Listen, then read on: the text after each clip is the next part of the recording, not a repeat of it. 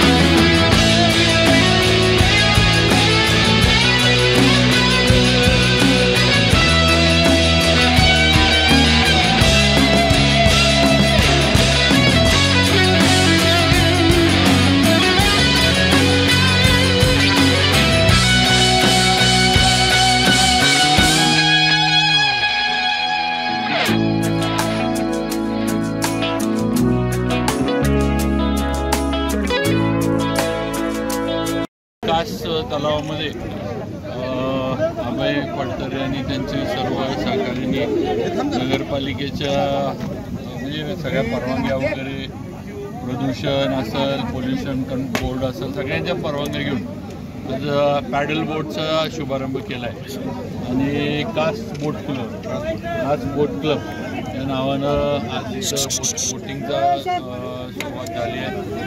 आपल्या सगळ्यांनाच माहीत आहे की कासला आणि या परिसरामध्ये आता पर्यटन फार मोठ्या प्रमाणावर येतात। खाली मुनावळ्याला आता वॉटर स्पोर्ट्सचं मोठं जे MTDC आहे ते सुरू झालं आहे आणि कासमध्ये पण हे बोटिंग जे आहे ते सुरू व्हावं। त्याचबरोबर सगळ्यात महत्त्वाचं म्हणजे पिण्याच्या पाण्याचा आपला तलाव आहे, या कासचं पाणी सगळं सातारलं येतं, त्यामुळे हे पाणी पण प्रदूषण याच्यामध्ये झालं नाही पाहिजे ही भूमिका किंवा काही निर्बंध वगैरे जे असतील ते लावून आपण ही परवानगी नगरपालिकेनं दिली आणि मला खात्री आहे याच्यामुळं पर्यटकांची संख्या अजून वाढेल। कासला येणारे स्थानिकांना, सातारकरांना रोजगार आणि व्यवसाय त्याच्यामुळे वाढेल। फक्त मी कास बोट क्लबच्या जे सर्व पदाधिकारी आहेत जे यांच्याकडनं काही अपेक्षा एवढ्याच करतो की एक तर सेफ्टी येणाऱ्या सगळ्या पर्यटकांची त्यांनी बघावी। सगळं जे आहे इथं कुठेही येणाऱ्या पर्यटकांना त्रास नाही झाला पाहिजे, त्यांची सुरक्षितता जी आहे ती आपण जपली पाहिजे। दुसरं म्हणजे तलावामध्ये प्रदूषण होता उपयोगी नाही हे आपण लक्षात ठेवलं पाहिजे। कुणीही माझी म्हणजे मी बापट साहेबांना, CEOंना पण याआधी बोललो आहे आणि आधी तर अभय वगैरे सगळे आहेत की कुणालाही बोटीमधनं खायचं किंवा पिण्याचं कोल्ड्रिंक असेल काही असेल हे अजिबात बोटीमधनं नेऊन द्यायचं नाही। कारण आपल्याला माहिती आहे की इथून गेलं की मध्ये पिशवी टाकून दे, मध्ये कोल्ड्रिंकच्या बाटल्या टाकून दे, असले प्रकार होणार। त्यामुळे जसं फॉरेस्टवाले बारकाईनं वासोट्याला आता आपण ट्रेकला जातो, फॉरेस्टवाले जसं बारकाईनं बघतात की बाबा नाही न्यायचं नाही तर दंड करणार, तसं बारकाईने ठेवलं पाहिजे. कारण शेवटी व्यवसाय वाढला पाहिजे, पर्यटक आले पाहिजेत, या सगळ्या गोष्टी ही एक बाजू आहे. त्याचबरोबर आपल्या तलावाचं जे सगळं सौंदर्य आहे, इथले जे काही पाण्याची जी क्वालिटी आहे, याच्यात प्रदूषण होऊ नये, सगळं तलावाचं सगळ्या परिसराचं सौंदर्य पण जपलं गेलं पाहिजे. ही पण बाजू, या दोन्ही बाजू जपून हा सगळा व्यवसाय बोट क्लबचा, कास बोट क्लबच्या माध्यमातून चालावा अशी माझी अपेक्षा या निमित्तानं व्यक्त करतो.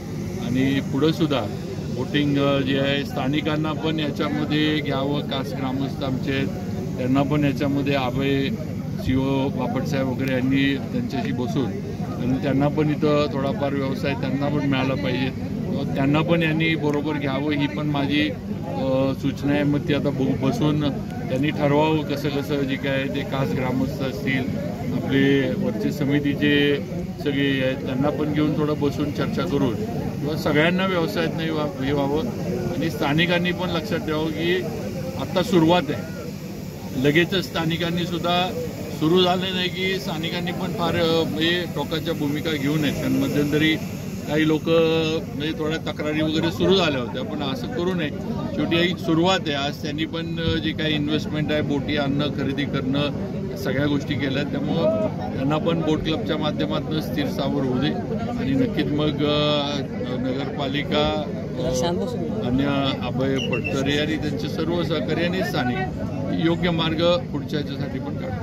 आपल्या तालुक्यातील जिल्ह्यातील बातम्या सर्वप्रथम पाहण्यासाठी आजच सातारा न्यूजला YouTube चॅनलवर सबस्क्राईब करा, लाईक करा, शेअर करा आणि बेल आयकॉन प्रेस करायला विसरू नका.